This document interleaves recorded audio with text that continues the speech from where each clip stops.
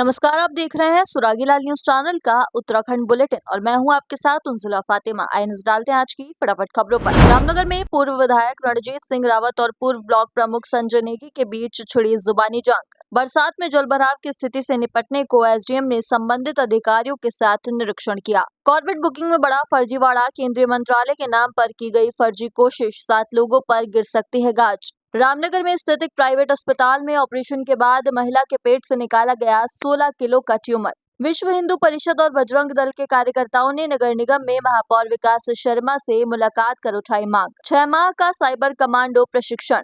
बाजपुर में प्रसव के खेल में 6 आशाओं को टीम ने मौके पर पकड़ा। डीएम के आदेश पर की गई कार्रवाई। रुद्रपुर कोतवाली पुलिस ने गल्ला मंडी में हुई पिता पुत्र की हत्याकांड में फरार चल रहे आरोपी को बिलासपुर उत्तर प्रदेश से किया गिरफ्तार। मुख्यमंत्री का चंपावत दौरा, विभिन्न योजनाओं का करेंगे लोकार्पण। धामी कैबिनेट की अहम बैठक शुरू। अब खबरें विस्तार से। रामनगर में कांग्रेस कार्यालय पर कब्जे को लेकर 3 दिन पूर्व हुए घमासान को तो कुछ शांत कर लिया गया है, लेकिन अब कांग्रेस के पूर्व विधायक रणजीत सिंह रावत एवं पूर्व ब्लॉक प्रमुख संजय नेगी के बीच जुबानी जंग छिड़ गई है। आपको बता दें कि बुधवार को कांग्रेस के पूर्व विधायक रणजीत सिंह रावत ने आयोजित प्रेस कॉन्फ्रेंस में पूर्व ब्लॉक प्रमुख संजय नेगी का नाम न लेते हुए जो बयान दिए, उसको लेकर अब उनके बीच जुबानी जंग छिड़ गई है। संवाददाता राजीव अग्रवाल की रिपोर्ट। जो नीरज अग्रवाल है, विवाद उनका था।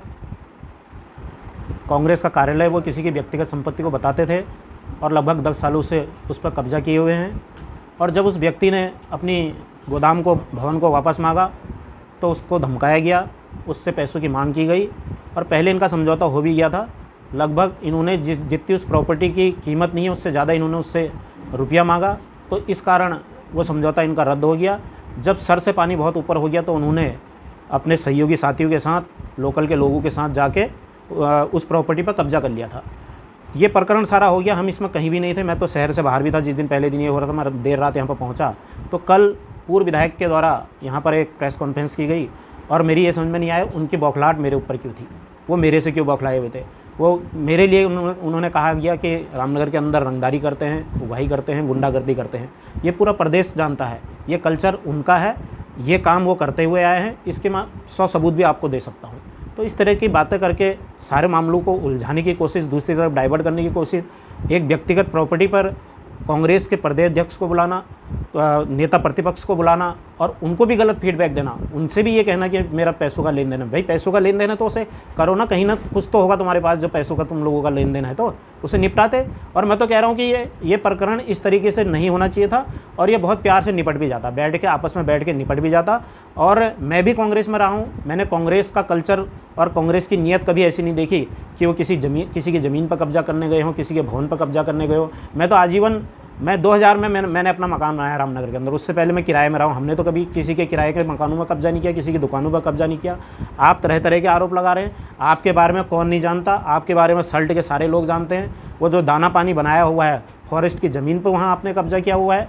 और एक खोलियों में एक ज़मीन है एक व्यक्ति की, मैं उसकी जो है खतौनी भी लेकर आ जाऊँगा, 8 नाली 10 नाली उसकी ज़मीन पर भी आपने कब्जा किया है। और 2002 से पहले आप क्या करते थे? आप 2002 से पहले बिजली का काम करते थे, एक पीसीओ होता था आपके पास और एक धनगढ़ी में आपकी कैंटीन होती थी जिसके पैसे आपने बरसों तक नहीं भरे, जिसके कारण आपको डिफॉल्टर भी घोषित किया गया।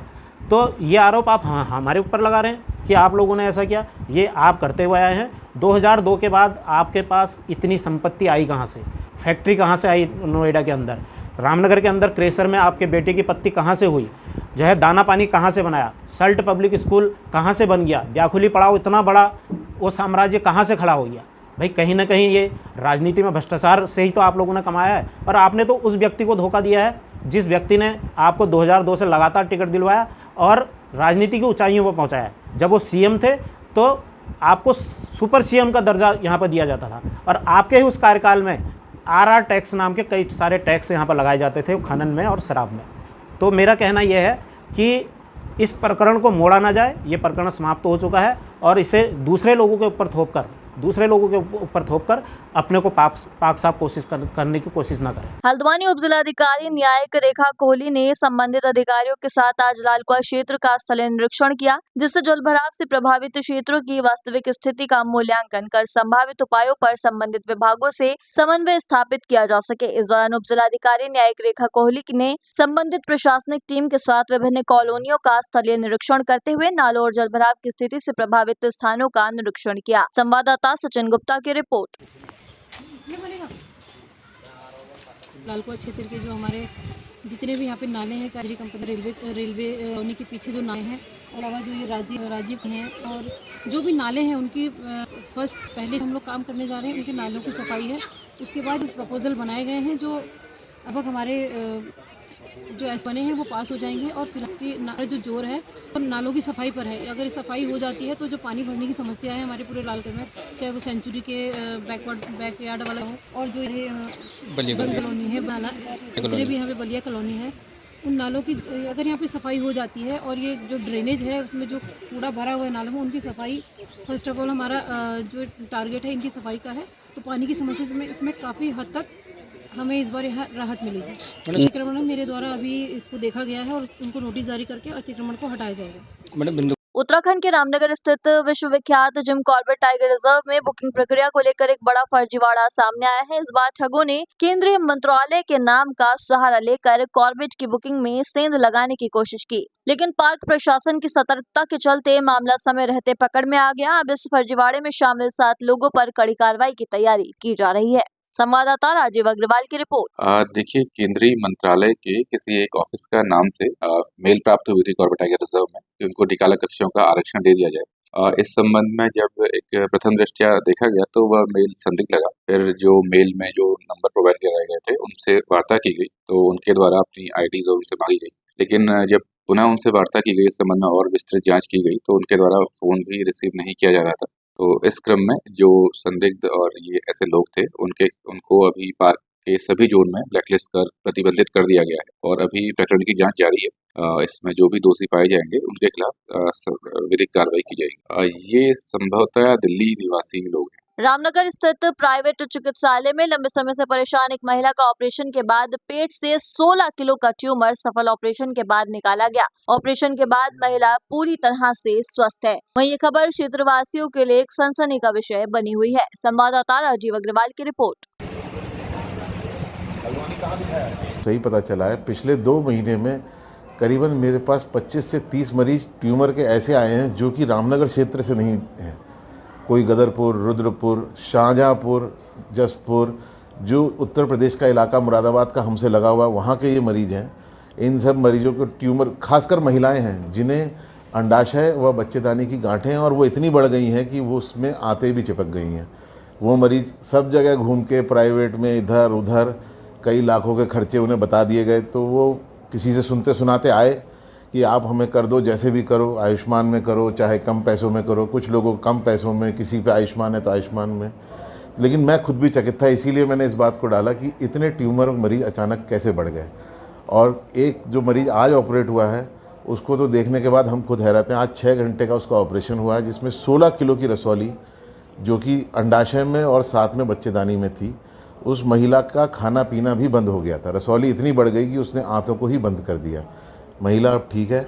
ये ट्यूमर हमने अभी करा है। 2 महीने में 28 ऑपरेशन पिछले 2 महीने में ट्यूमर के हुए हैं। सिर्फ ट्यूमर की बात मैं कह रहा हूँ। चाहे तो एक साथ होनी चाहिए, सब लोग एक साथ बैठना ही नहीं चाहते। पापा, try this. लो, सब लपक लिए।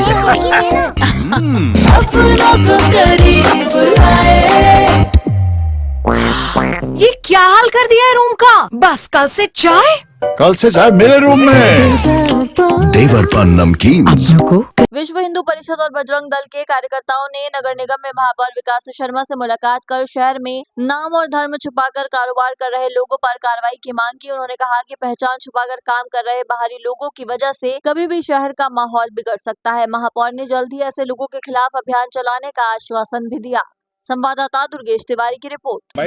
देखो, नगर निगम का ट्रेड लाइसेंस बनाना हमारा एक काम है, जिसके अंदर व्यापारियों को लाइसेंस बनवाना अनिवार्य होता है। लेकिन मैं देख रहा हूँ कि रुद्रपुर के बहुत से व्यापारियों ने अभी तक ट्रेड लाइसेंस नहीं लिया है। बहुत सी ऐसी ठेलियाँ हैं जिन्होंने अभी अपना वेंडिंग का लाइसेंस नहीं लिया है। तो रुद्रपुर ये देवभूमि है और यहाँ पर बहुत सारे बाहरी तत्व आ गए हैं जिनकी हमें पहचान नहीं है। हो सकता है कोई अपराध करके आ गया हो या बेच छुपा के अपना काम कर रहा हो। तो हम चाहते हैं कि सबकी पहचान सार्वजनिक हो और जो ट्रेड लाइसेंस है वो हम इनको बना के दे रहे हैं और उसका हम जल्दी कैंप लगाने वाले हैं। और जो ट्रेड लाइसेंस नहीं बनवाएगा, जिस दुकानदार का ट्रेड लाइसेंस नहीं होगा, उस पर भी हम कार्रवाई करेंगे और प्रत्येक ठेली वाले को और प्रत्येक दुकानदार को ट्रेड लाइसेंस लगाना जरूरी है, प्रदर्शित करना जरूरी है। उसमें उसकी पूरी डिटेल होगी, उसकी फर्म का नाम होगा, उसका नाम होगा और उसका जो लाइसेंस का नंबर है वो सब उसके अंदर मेंशन होगा और ये अभियान हम चलाने वाले हैं। लगातार बढ़ते साइबर अपराधों को देखते हुए अब साइबर कमांडो की विशेष शाखा की स्थापना की जा रही है। इसी के तहत उत्तराखंड पुलिस के भी 72 जवानों का चयन किया गया है। इन जवानों को 6 माह का साइबर कमांडो प्रशिक्षण प्राप्त करवाया जाएगा। साइबर सुरक्षा, digital forensic, threat intelligence, crypto currency और क्रिप्टोग्राफी तथा नेटवर्किंग आदि विषयों के मूल सिद्धांतों और अनुप्रयोगों के विषय में प्रशिक्षित कर साइबर सुरक्षा क्षमताओं को बढ़ाया जा रहा है। संवाददाता सुनील राज की रिपोर्ट। इसमें जो इनिशियली हमारे यहाँ से साइबर कमांडो में कुछ कर्मचारियों का चयन हुआ था और 6 माह का अपना प्रशिक्षण करके इन्होंने वापस एसटीएफ में ज्वाइन कर लिया है। और विगत में जो संवेदनशीलता आई है उसको लेकर एसटीएफ और सीसीपीएस द्वारा एक एडवाइजरी भी जारी की गई। और इसमें जो हमारा सीसीपीएस के अंडर में, एसटीएफ के अंडर में जो computer emergency response team Uttarakhand है वो कंटिन्यू अलर्ट पोजीशन पे है। और इसमें जितना भी साइबर रिलेटेड साइबर अटैक वाली बात आती है या आईटी इंफ्रास्ट्रक्चर या साइबर सिक्योरिटी के लिए होता है, तो उसमें ये टीम जो है कंटिन्यू साइबर स्पेस को मॉनिटर करती रहती है और इस प्रकार की कोई कंप्लेंट आती है कहीं से तो उसको तत्काल उस पर रिएक्ट किया जाता है। बाजपुर में प्रसव में चल रही धांधली का जिलाधिकारी ने संज्ञान लिया, जिसके चलते जनपद में प्रसव वाले अस्पतालों में औचक निरीक्षण कर इस कार्य में लिप्त आशाओं की जांच के आदेश दिए गए थे। जिसके चलते गुरुवार को टीम ने अनेकों अस्पतालों की जांच की तो पाया कि कुछ आशा वर्कर प्रसव की ड्रिल कर रही थी। उनकी रिपोर्ट जिलाधिकारी को दी जा रही है, जिन पर कभी भी गाज गिर सकती है। संवाददाता लवकुश श्रीवास्तव की रिपोर्ट।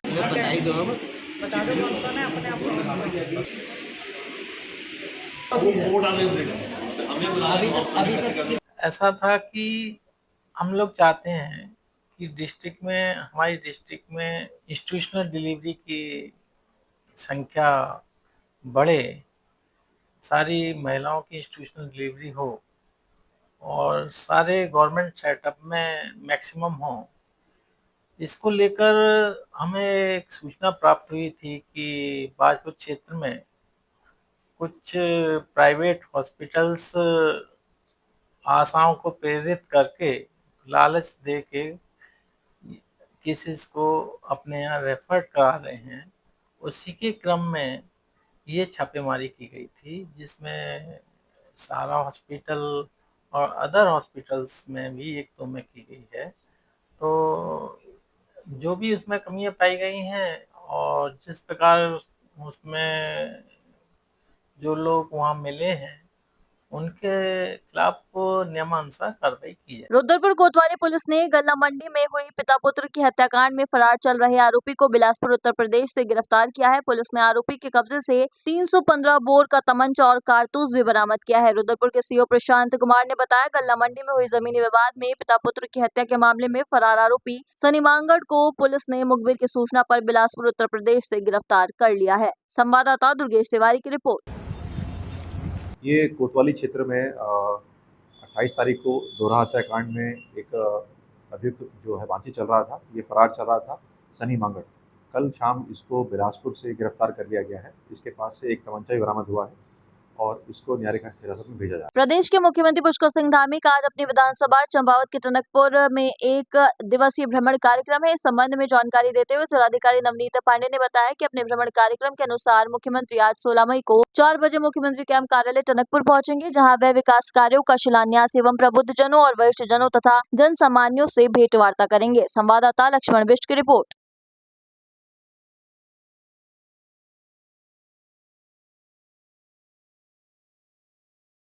चाहे तो एक साथ होनी चाहिए, सब लोग एक साथ बैठना ही नहीं चाहते। पापा ट्राई दिस। लो सब लपक लिए।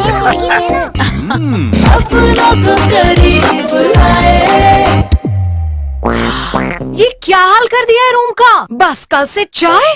कल से चाय मेरे रूम में। देवर पान नमकीन। धामी कैबिनेट की अहम बैठक शुरू। सचिवालय में सीएम धामी की अध्यक्षता में चल रही बैठक में 1 दर्जन से ज्यादा फैसलों पर मुहर लगने की संभावना। योग नीति को मिल सकती है कैबिनेट की मंजूरी। मलिन बस्तियों को लेकर लिया जा सकता है निर्णय। ऑपरेशन सिंदूर के लिए मोदी सरकार का धन्यवाद प्रस्ताव आ सकता है बैठक में। शिक्षा, स्वास्थ्य, कृषि, वन सहित अन्य विभागों के फैसलों पर मुहर लगने की संभावना। पंचायती चुनाव में प्रशासकों का कार्यकाल और बढ़ाने पर बन सकती है सहमति। संवाददाता सुनील राज की रिपोर्ट।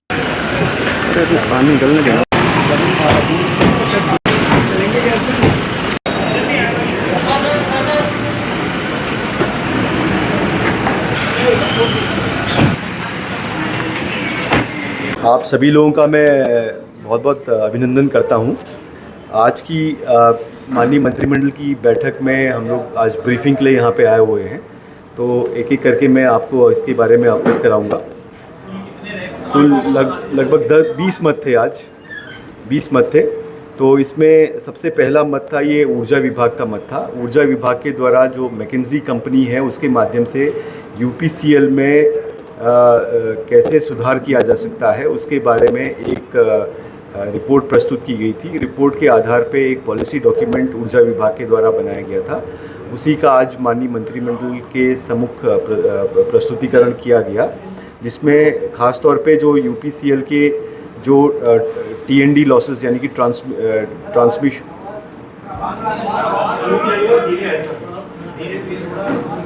हेलो, आवाज़ ठीक है अभी?